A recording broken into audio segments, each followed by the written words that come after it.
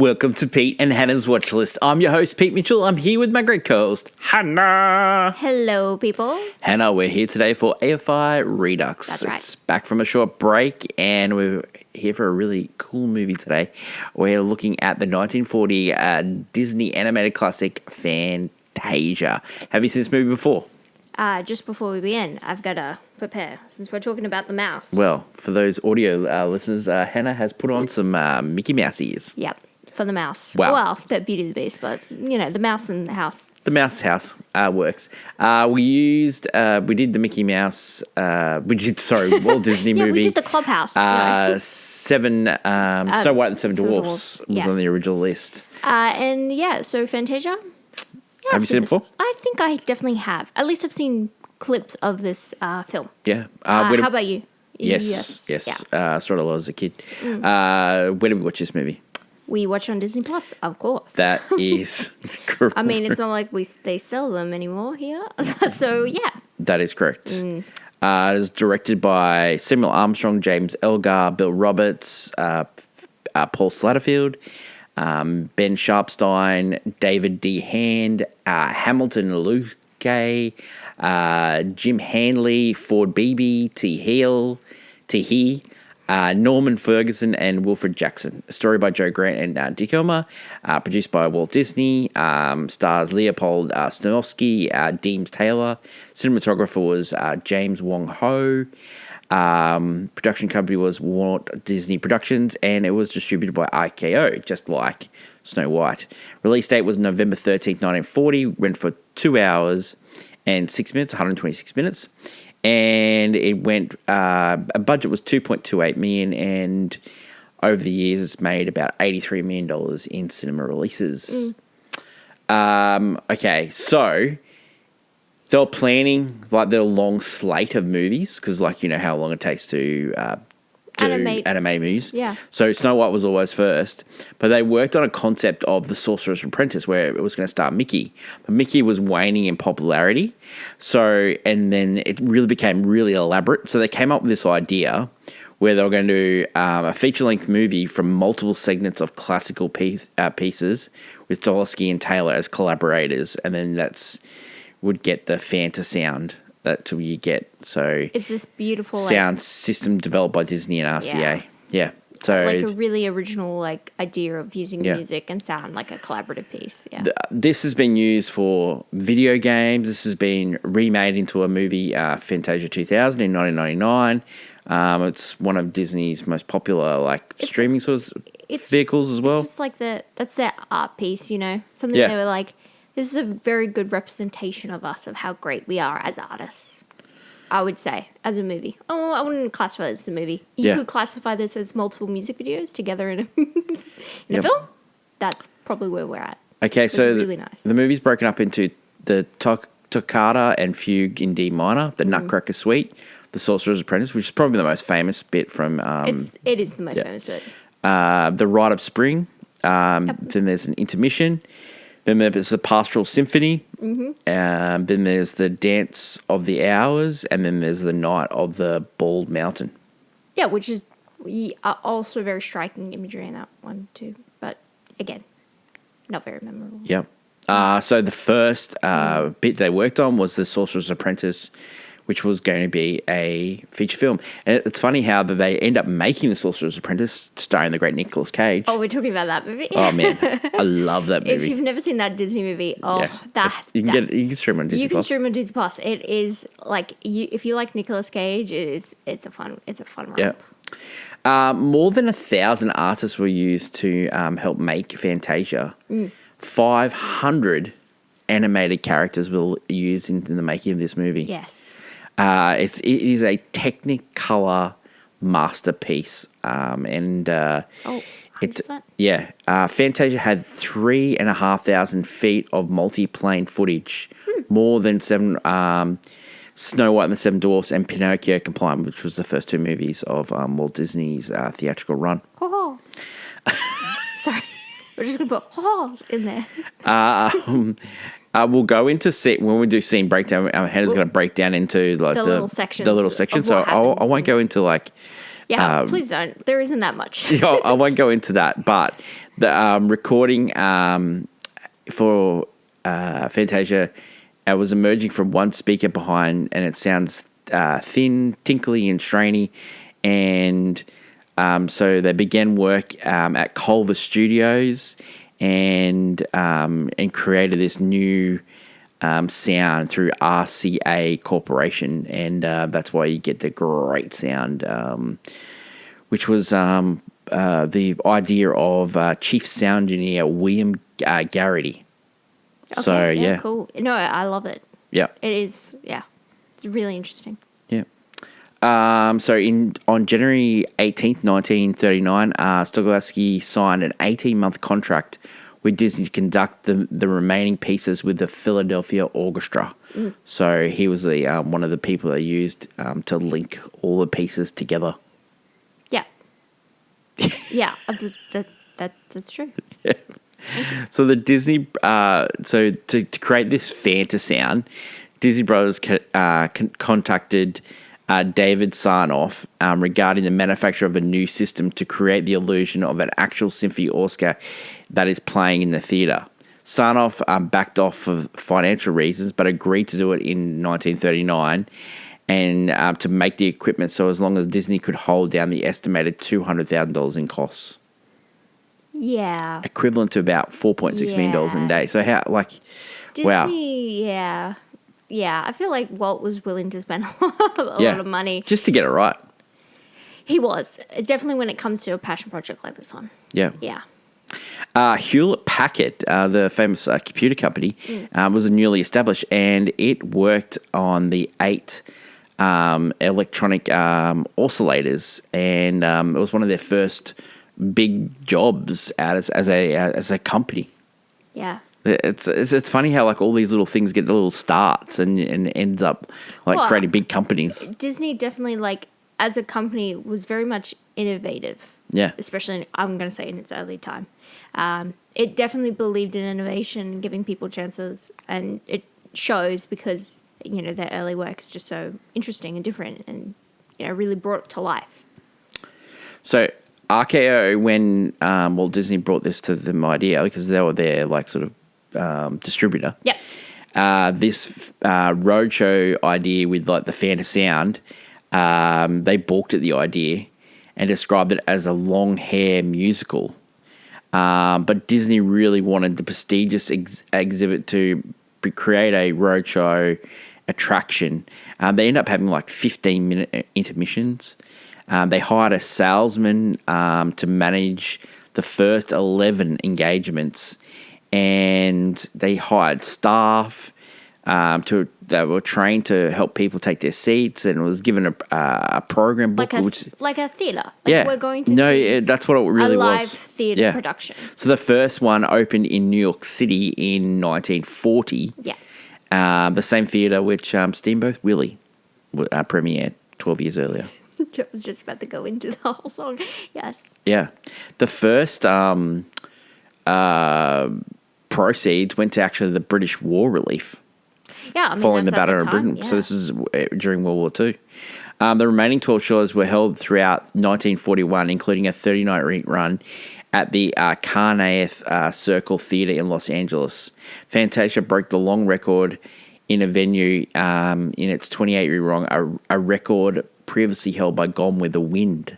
Oh, wow. So that's a big record. Like those records are, huge. Well, when we're talking about movies that just stay. Yeah. So the onset of Second World War prevented plans for a potential release in Europe, normally a source of 45% of the studio's income.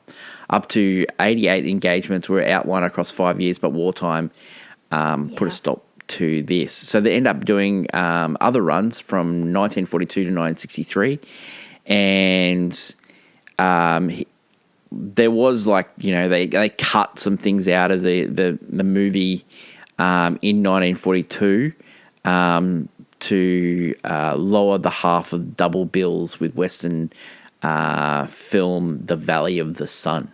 Yeah. So let's look at the movies of 1940. So these are the top 10 of 1940. You got Kitty Foyle, you got Santa Fe Trail, you got The Fighting 69th, you got Annie Harder Meets the Debutante, you got Northwest Passage, you got Strike Up the Band. They were all MGM ones. The Northwest Mounted Police, which is by Paramount. Rebecca. Oh, Rebecca, yeah. Anthony, Alfred Hitchcock movie. The Great Dictator, which is by Charlie Chaplin. And Boomtown, which is a very popular movie as well. Yes. So, what did the critics think of... especially at the time. It would have been interesting. Now I feel like it's such an interesting piece because, again, not really a movie. So West Coast premiere was a grand affair, attracting 5,000 people. They included Shirley Temple, Cecily DeMille, James Cagney, Robert Montgomery, the Los Angeles Times, who considered the film to be a magnificent achievement and would go down in cinematic history as a landmark film, noting the rapturous applause of the film received by the audience during the various interludes. He stated that Fantasia was the caviar to the general ambrosia of nectar for the internationally considered to be the courageous beyond belief. Wow.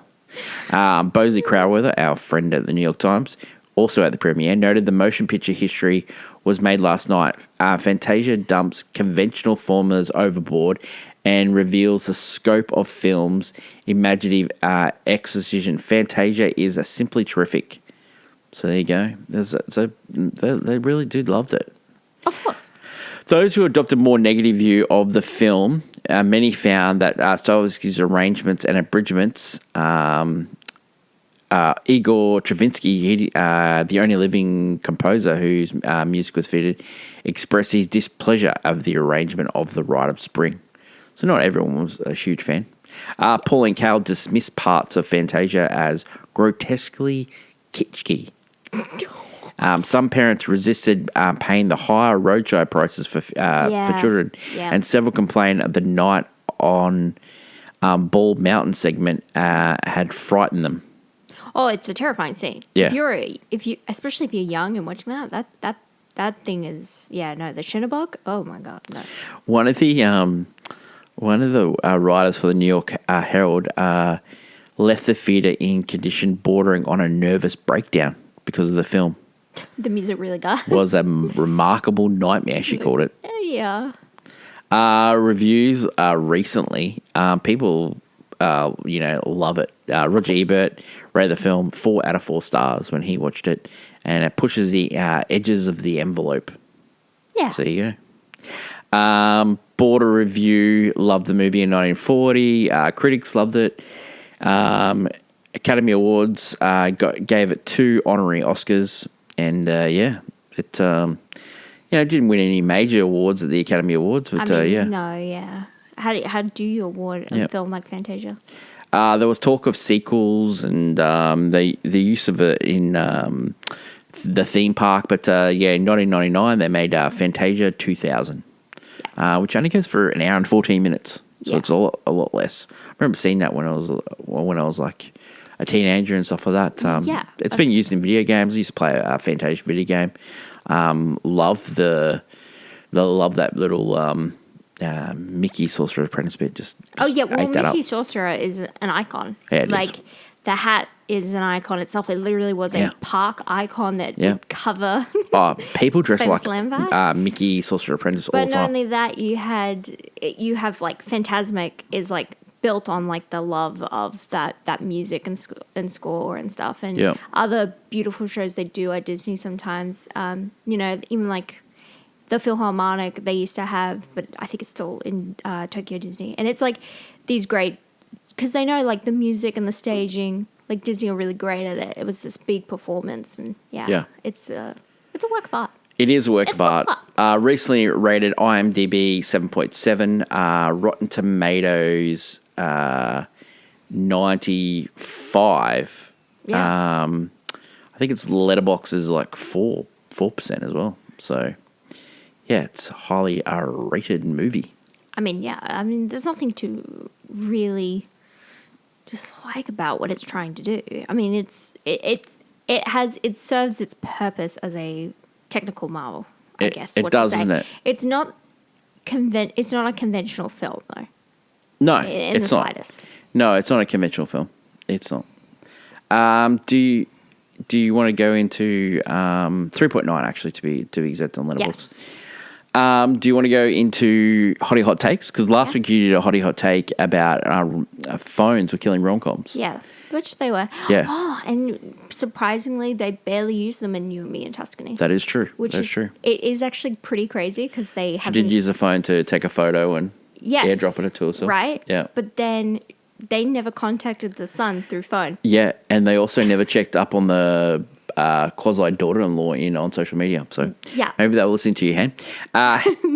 Hottie Hot Take for Fantasia. I'll go first. Yeah, of course. This movie breaks ground. Breaks ground. Breaks ground. What did I say? Breaks ground. Classic. It breaks ground, and people have been using the template for this for years and years and years. I was wondering, filmmakers that are broken ground recently and haven't been sort of held up, and maybe they'll get their flowers later. James Cameron for the Avatar movies. We're not big fans of that. Maybe that Francis Ford Coppola for Megalopolis. Maybe his filmmaking style in that movie. You're talking about like when a director or a company stars it's before their time. Does their art piece and people don't recognize its greatness until it's later. Yeah, Fantasia would recognize, I guess, just the general public doesn't love Fantasia. I would say critics and people who love animation and Disney will find love in Fantasia. It's just maybe a person who doesn't really watch animated films would be like, this is a bore. Yeah. But that's just because it's not for that. It's to show art. Like the same as in a museum, I guess. Well, the two Oscars they did end up winning were for sound achievement and basically sound advancement for Fantasia, which is and the honorable award for Leopold Tchaikovsky for visualizing the music in Fantasia. I love your thought of Megalopolis getting the recognition it will deserve. I don't know about that. I think a movie like Speed Racer is. Whoa. I mean, the people have called for it, and it's getting a 4K release in IMAX, guy. Like, that movie shouldn't. How did it this wasn't get even on? made for it. Wasn't made for it. I'm just saying that, some filmmakers are before their time. And they were when they made Speed Racer. Yeah. Matrix move over. We don't care about that. What is your hottie hot take? Oh, my hottie hot take. Now, I'm not saying I know anything about how a company should work. But I think Disney should have two people in charge of their film company. The reason I say that, like their film division, because there's obviously the CEO, which is Josh D'Amaro, and then you have people working on each kind of division. I think there should be two people in charge of a division, but especially with the film department and animation. You should have your money person who actually understands budgeting and where money should go and what's going to be popular and what's right. And then the creative person, because you do not get Fantasia without having creative people on site. You don't get some of Disney's best work without all of these creative people. Like, you had, at the helm, you had Walt Disney, right? And he had a lot of great people working with him. And he was able to make money, make art, and be, sensational and be lauded as this great inventor of animation, right? And now we're suffering in Disney because they're choosing money over art because it's not working out. And I think they just have the wrong. They need to have the two. I don't think you understand. You need to have the two forces. I don't think you understand that. What happens is the money people think they're the artists. Yeah, and I'm saying, and then the artists think that they're the money people, and they know what will make money. So what happens That's why you need the two. What you're saying is great. It's perfect, But what happens is people get in the way because I know what you're saying. People think that they're better than they actually are. They know more than they actually do. people like Disney has had a very interesting time period because again, this is at the height. So they can release a Fantasia and then come out with like hits like eventually they released like Cinderella and Bambi and all that. Like they keep going, and then of course it goes on a slump, especially after Disney. You lose Walt Disney, and so their animation's struggling. And then in the 90s, the Renaissance is Michael Eisner, and he had a great partner in crime. I can't remember his name right now, but he had a great partner in crime. But unfortunately, when he died, Michael Eisner's decision making in Disney got to the point where we're like, what's happening here? And that's where he goes downhill. That's what I'm saying. We need that kind of yin yang. Yeah, no, we but don't have that anymore. No, but the problem is you need someone over the top that keeps people on the right track. But the yin yang of two people. No. You need two people. No. You need a third person. You need a third person. No, because what happens is in the yin and yang, right? They're always fighting and they always think that they know more about the other person's job. Oh, sorry. I want the liberal line in the... No, but see... My two cats on the bench. So when Francis Ford Coppola made The Godfather, he had Robert Evans, right? Yeah. Right? And he thought he knew more about Robert Evans' job, and Robert Evans thought he knew more about directing. And so they didn't work together after The Godfather. And... poor for both of them. Now, he made Godfather Part 2 and he made Chinatown, great movies. But then they went off and they made failures after failures. And you need the yin and yang to work together. But you need someone to mediate over the top. You need someone to mediate over the top. that third person who's like the bridge. You're like, hey guys, I think we need to see this through. Because what happens is the artist person... he resents the money person from making decisions, and then a money person always thinks that they know more about the art than they actually do. That's why I love having, if they're both fighting, that's when we get the best work. I just think we get the best work. See what happens then? What happens then is you only get the best work when it's a harmony? fluke. No, when it's a fluke. And isn't this industry built on flukes? Well, it is. Yeah, it is. Come on. But I think you need someone to, call it down the middle and say, okay, you're right there. You need that third person, and that's what happens. Well, that's why these studios worked really well, and they created all these great movies. Because they had someone at the top. Walt Disney was at the top for Walt Disney Pictures, Louis B. Mayer was at the head of MGM. So you did have those. Warner. Yeah, you did. And, they made mistakes too. Oh, yeah. But if you had two creative people, you had a money person, you had a creative person, and then you have someone overseeing and stamping, I think that's the best way to do it. Because the yin and yang always ends up with, it always breaks apart. But you get good stuff before they break apart. Yeah, sure. Come on. Yeah, sure. You get your best work together. All right. But I'm just saying, Disney aren't going to make a Fantasia anytime soon. Unfortunately, they've gone the money route, and I don't mind it because maybe we do get that occasional great original idea and picture.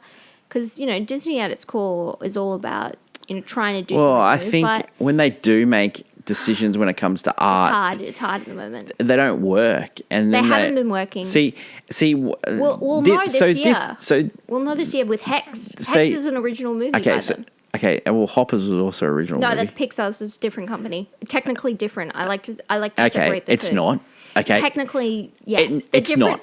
There's a different guy working in Hoppers and a different guy working on Hex. It's exactly Well, there's different directors in working all these pictures, Hannah. I know, but it's owned by the same studio. Yeah, it's exactly. Well, what are you talking about? It's like what are you talking about? It's like Warner Brothers, and Warner Brothers has New Regency and has like other studios, this is exactly the same. But what I'm trying to make a point here is that every time they try and make a swing, it doesn't work, and you're so far down the pipe here. That's because it takes 3 to 5 years to make an animated movie. It does, yeah. And so Walt Disney at the time when he made Snow White, then he made Pinocchio, then he made this. the investment and the actual forethought if this is going to work is unbelievable. Like the reason why he picked Disney, he picked Mickey because he thought, okay, Mickey was my first character. We're going to make him the Sorcerer's Apprentice. Not technically. No, my first successful character. I'm going to make him. Well, Oswald the Lucky Rabbit, but he wasn't allowed to have because but his first successful character. Disney, yeah. Yeah, first successful Disney character. Jesus. Just said. The first successful Disney character was Mickey. So he thought, okay, I'm going to make Snow White based on a popular book. I'm going to make Pinocchio based on a popular book. And I'm going to do something with Mickey. Well, and then he goes, okay, it's not working. So then we came up with this great idea, Fantasia. So, like, that's why they went down to the tried and trusted remaking stuff, because it worked once and then it can work it over and over again. It worked really well with Alice in Wonderland. I don't know how they got away with and then that. they try making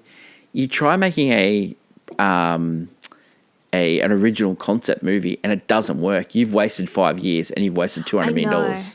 So it's a really catch-20. It's catch-22 when it comes to these animated movies that you're especially investing how in the time. Expensive they're getting. And like you look at now, right? Yeah. Super Mario Brothers came out a couple of years ago, highly successful. They turned one around in 3 years, and it's not as good as the first one.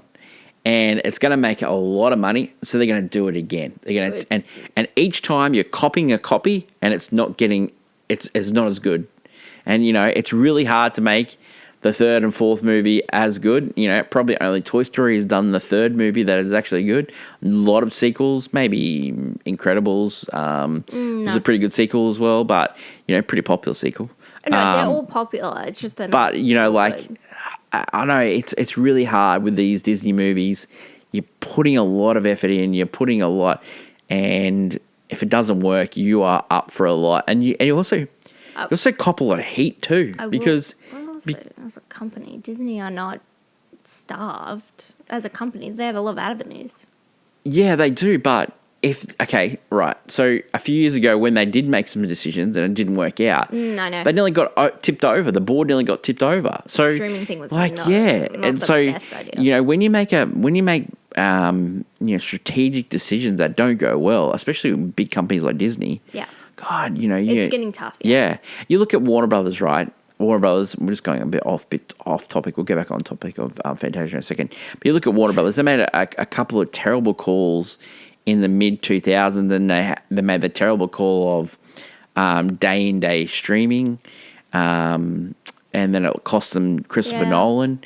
That they were in big trouble. And then they had a really good year last year, but they were trying to farm themselves off to any studio that would buy them and end up merging with Paramount.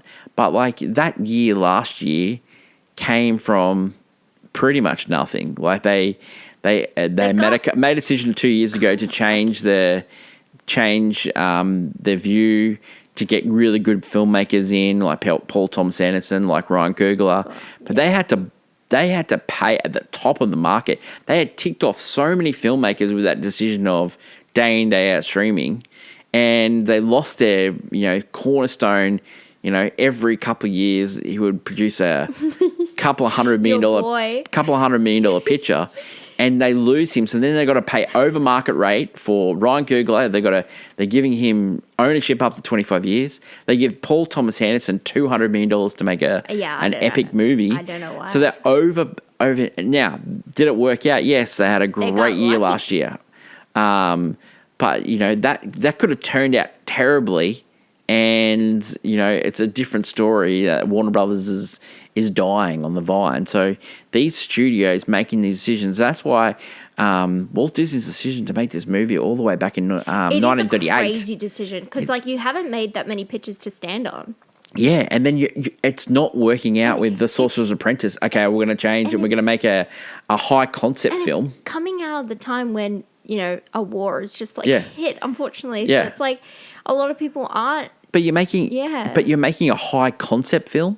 It's a high concept film. Back when this is color is just it's just coming out with sounds like 12 years old. I know. And he's I want to innovate sound. I know. This interesting idea. This is unbelievable. It is crazy considering the fact that we're talking about studios like films that you would just jump halfway through a Yeah. film and Well, you show up. third film all time. Yeah. Let's go to Pete and Hannah's review, and let's start with the scene breakdown brought to you by Hannah. Ha guys. Well, it's the movie Fantasia. Yep. It opens up with,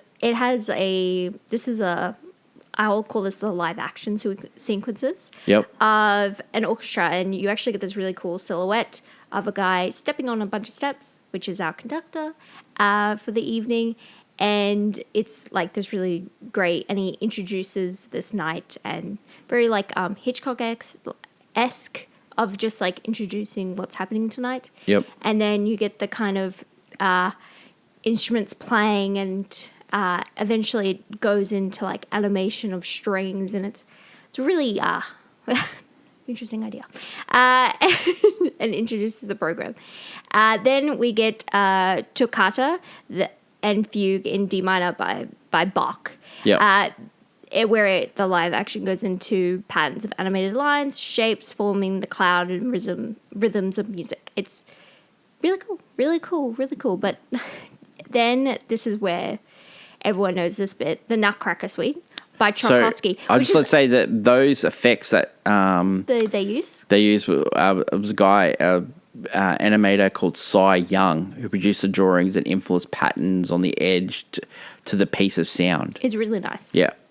But this is like one of the most famous pieces. It's The Tchaikovsky's Nutcracker Suite, Yeah. which I love how the conductor goes before, because he always introduces a piece. And so when he's introducing the Nutcracker, he says Tchaikovsky's like, this was his least favorite work. I was like, Yeah. even though it's his most popular. And I was like, wow, okay. Yeah. And instead of depicting the actual ballet, the Nutcracker, they've chosen a beautiful flower sequence. And so this is where, as the music starts playing, we get these beautiful flowers and we get the fairies come down and bring the flowers to life. And it's this, it goes through the different things. So it goes through the dance of the sugar plum fairy to the Chinese Dancing dance, mushrooms. the Russian dance, the dance of the flutes, the waltz of the flowers. Chinese dance routine.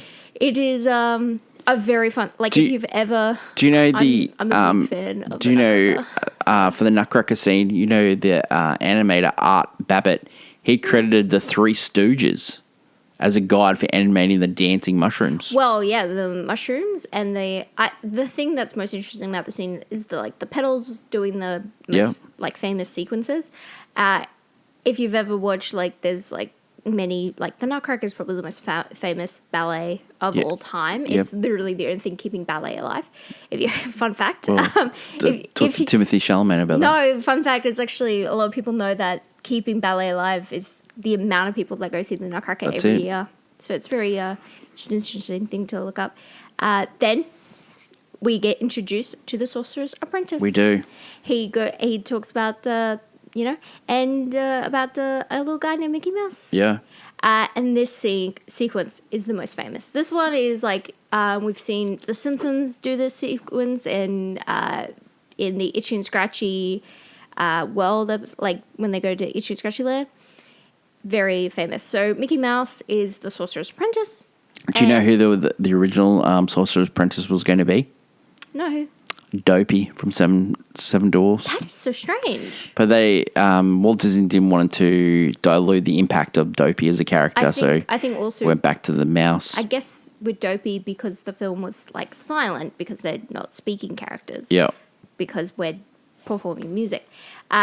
Interesting. That's an interesting thought. But with Mickey Mouse, he sees that the sorcerer has left for the day, and Mickey's like, "Oh, I'll put on the hat. You do some magic." He's like, "I'll bring to life this broom to take the water and bring it back."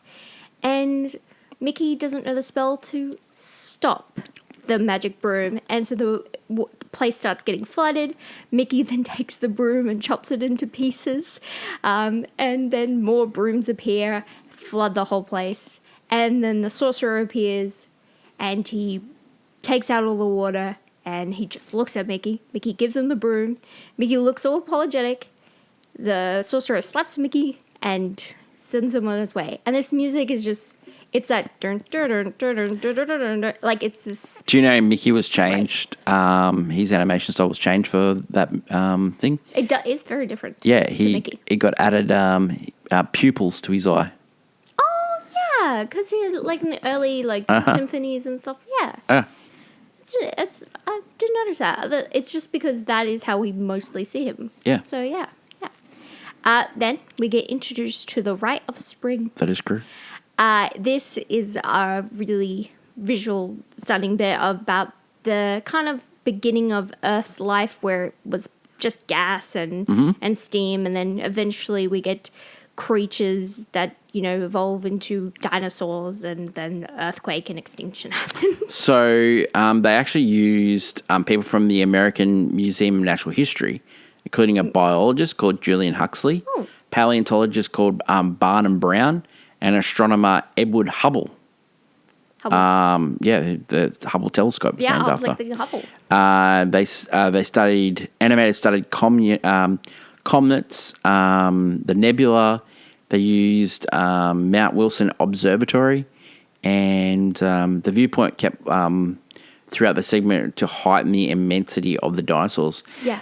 The dinosaurs give me the Dinosaur, the movie for Dinosaur. Or I was also thinking of Land Before Time.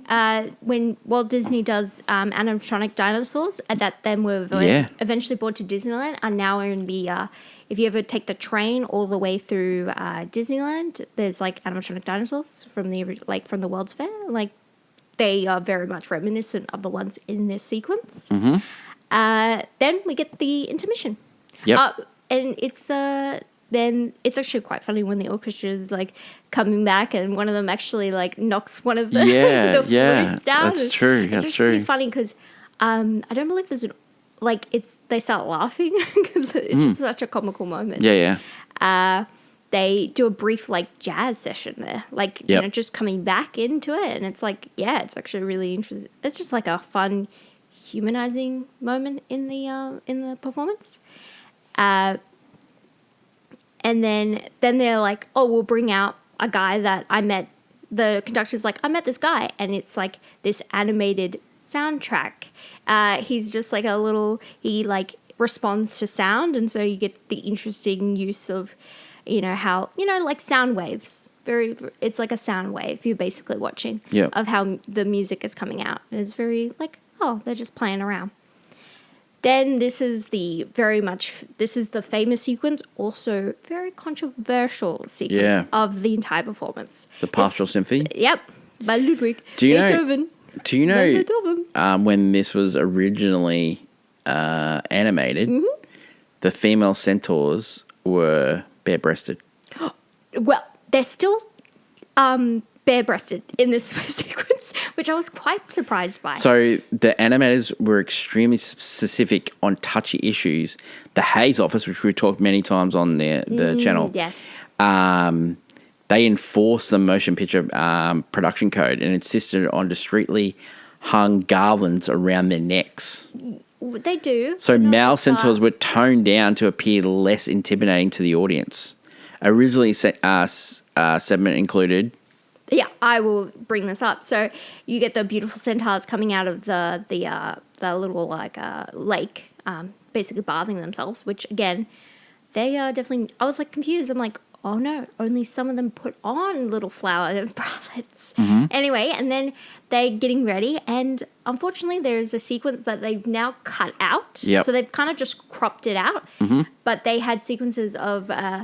Unfortunately, characterized black centaurs, little girls having to, clean other centaurs' hooves. Yeah, tended to others. Really not a painted great hooves look. Very backwards thinking here. Yeah, definitely implications of racism and there. There's still like a lot of moments like that in this entire sequence. Like the other ones are pretty okay. This one is like pretty dated, and it's depicting like mythology, which is really interesting that we have that in Greek mythology. Anyway, so there's a gathering festival. So the girl centaurs meet with the guy centaurs. Trying to they're interrupted, and the Pegasus, so it's this beautiful sequence with the Pegasus as well, like everyone's gathering, but then Zeus is like, I'm going to crash the party. He's throwing lightning down and basically ruin everyone's day. Yeah. Classic. And everyone has to just, get back to safety. Classic Zeus behavior. It's Classic a very, Zeus. besides, like, controversially, that sequence is just stupid. Yeah, but it's not good. everything else about that sequence is really well done. Like, it's really, like, the Pegasus are the most interesting part. I will say the centaurs are very weird. Yeah. Honestly, they're kind of creepy to look at. Yeah. Well, half human, half horse. It's weird stuff. Then it's Dance of the Hours. This is a comic ballet, which, this has the famous, hippo ballerina. Yeah. And her servants, Bubble Blowing Elephant Troupe, the gator and his troop of alligators, and the final finds all the characters dancing together until the place collapsed. Like, it is a very funny sequence of just, like, big animals dancing. Yeah. I don't know how best to describe So it. half the animators, because there was like 11 on this project, half of them went to Griffith Park Zoo, and then some of the other animators went to ballet. And Disney gave John Hench season tickets to the Ballet Ruse de Monte Carlo, so he could learn more about ballet. I love hearing about those stories. Like, it's a similar, Bambi had a lot of animators, like, watching animals all day, every day. And then this is the last sequence of the night, probably one of the most famous as well, just right underneath Sorcerer Mickey, is the night of Bald Mountain. Yeah, and Ave Maria. Yes. Where the giant devil, Shutterbug, awakes and summons evil spirits and restless souls to the graves to Bald Mountain, and the spirits dance and fly, terrorizing the town. Yeah. Not awesome. With the sound of the bell at night, and it fades into dawn, and eventually everything goes back. But it's like, it is truly terrifying, the sequence of, like, monks and walking with their light torches through the forest into the ruins of the cathedral. And it is honestly, it's as an ending goes, wow. Do you know who they like, wow. Provided the animators as a reference point for Schöneborg? Oh, who? Bela Lugosi, who played Dracula. Oh, all right. Yeah, That's he came cool. in, and they got him to come in, and they used him as a reference. Yeah. Yeah, it's a very it's the most terrifying sequence, which is quite surprising. That's how you end the night of your, symphonies. Yeah. It's so interesting that Sorcerer Mickey is one of the first ones. You'd think that's where I would end it, but yeah, the Schöneberg last big ballad, like, it's a huge ballad. Yeah. Of course, like, at the end. It's so hard to see and break down this film. Yeah. Due to the fact that most of it is a visual thing, and I could go into detail each scene, but it would get, one, tedious, and two, Yeah, but actually, funny enough, when you watch it, the conductor will give you the entire sequence before you watch it. Yeah, it's just like one of those movies, like a short film movies. It's honestly art. It's you've gone to a museum, and I could describe you the Last Supper, but you kind of have to see it to believe it. Wow, kind huge for me. Huge reference for me. Love that for me. But it can be, if you're just listening to the music, it's great music. Okay, reasons to see Fantasia. It's Disney's work of art. It is. It's a work of art, my guys. You're going to see, like, the classic Sorcerer Apprentice bit, which is amazing. It is by far the best part of this film. It's one of the most iconic moments. Do you think they made the 2010 movie with Jay Baruchel and Nicolas Cage? It was a Jerry Bruckheimer movie. I can highly recommend it. Teresa Palmer, Australia's Own. He's in that movie. Yes. Love that movie. It's a very fun movie. Also, do you think they could have made a full-length Mickey Mouse Sorcerer's Apprentice? Not the one they are doing in that film, because when they've made Mickey movies, so let's look at the Three Musketeer movie. Mickey has to look kind of like the hero and not incompetent. They don't like, he can be a little silly, but Mickey kind of has to look like he's in charge of a situation. But if you've seen Sorcerer's Apprentice, in the end, he does. He's not in charge of that situation. He does become the sorcerer at the end. So maybe Mickey could have done it as well. I don't know. Reasons not to see Fantasia. It's not your average film. If you're someone who doesn't really care for Art house. classical music, a lot of Yeah, that's true. people turn that off. Like they've never, they're a Timothy Chalamet. They don't care for the ballet and the arts. Classic. It's a love for this kind of classic style of music, a classic style of art and artistry, like the animation style. It's an interesting history piece. It's brilliant, but it's not like I'm going to sit down and watch Fantasia kind of film. It's like maybe I put this in the background, or maybe I watch this for the first time with a child so they can experience the love of Fantasia. But it's definitely not your average film. I think if you had a child, you would skip bits. There's just some bits you'd skip. I think I'd just show her then the Sorcerer's Apprentice and scene, and then I would be The like, dinosaur bit too. it's pretty terrifying actually. I when like they it. go to the extinction, I it's like pretty it. terrifying. You just cut that bit out. Okay, but also I would then be like, watch this, and then we're gonna watch the Itchy and Scratchy Land episode of The Simpsons. It is good. This is how this connects. Does this deserve? Did it deserve to be on the original list? I see why it was. Yeah. I can see why it was. And are you surprised it didn't make it? Well, they only got one animated movie No, on they've the. got two. What was the other movie? Toy Story. They did. They added Toy replace Story. it. They replaced it. And I think that's a good replacement. That's a good replacement because the Pixar thing is, it is pretty good. At 3D animation Yeah. as well. And also, I think Fantasia is a great film, but it's hard to put it up against other films. Like, in a weird sense, like, it's a great piece of art, it's history, but it's hard to put it up against the other films in the AFI Top 100. I've added a question to this one. It won't be a question every week, but I think it's perfect for Fantasia. Yeah. So the normal question is, would you buy it on Blu-ray? Yes, 100%. I mean, if you could get it, 100%. But would you watch Fantasia on IMAX if available? Wow, that's an interesting thought. Yeah. Oh, wow. I think I would. Yeah. I mean, the sound would be... Yeah. I think my ears would start bleeding, unfortunately. Imagine if they re-released, Fantasia in IMAX. I think I think they more closely would do 2000, but I could see, like, if Fantasia was released, it would be, wow. It's one of those, how sometimes, most of the time with IMAX, the first screening of the day is usually like a documentary. If that was, again, Fantasia, wow. I think people love it. Yeah. And would you watch this movie again?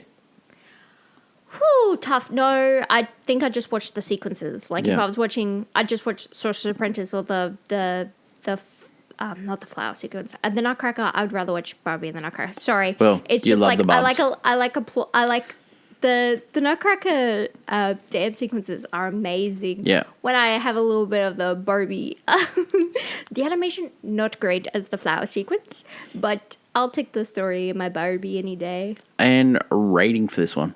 Oh, it's like, it's tough because it's not really a movie. Like, It's as a a movie. visual spectacle, It's a movie. It's like a very good visual spectacle. Yeah. I don't know what I want to put it as. I was thinking of rating it highly because it's like really good. It is good. It is good. But like, there are some segments that you just can't watch now. I'd give it a golf clap. If I was gonna rate it, I would give it a golf clap. Yeah, I was getting I was a golf clap or a banger, but I just didn't know where. I think it's a golf clap because the beginning two sequences are just so, there's nothing happening. yeah. Like, I know it's like the orchestra getting ready and then you're watching the cloud sequences, but nothing's happening until you get like the Mickey or the centaur bits, or you're getting the Chernobog. And like, I don't really care for the hippo bit. It's not really funny to me because, you're just mocking. It's just a mock of that scene. But then you also have like, yes, some of the sequences are just like, I think that's why it brings it down to a golf clap. yeah, it is a visual spectacle. It should be praised and amazed, but it's not going to be for everyone. Yeah, it's not. From It's a Disney lovers. It's not movie. start to finish banger. There's some elements that you can cut out. There's so many. Definitely it goes needed for 2 hours. Yeah. When they remade this, it only goes for like an hour and a bit. Yeah, hour and 14 minutes. Yeah. Yeah, like guys. Which I think they got it right. I know they were trying to make it a performance, but well, guys. Yeah. That is it for today's show. Don't forget to leave feedback, good or bad, and let us know your thoughts on Fantasia. Yeah. Next week, we are going to take a trip down the Orson Welles classic, The Third Man. Now, this movie is an all-time classic neo-noir film noir movie. Why wasn't it on the original? It was on the original list. Why wasn't it on the new list? We're going to find out. Oh, okay. You haven't watched it. I haven't watched it, Yes. so we're going to find out. But you're going to watch it next week. I'll decree whether or not this. Yep. decree In this. Australia, you can get it on SBS, and you can rent it on many other services all around the world, including Apple and YouTube. But in Australia, SBS, you can watch it for free. So there you go. That is it for today's show, AFI Redux Fantasia. That is my lovely co-host, Hannah. Thank you to the audience, and long live cinema. And until we meet again, it's bye for now. Bye.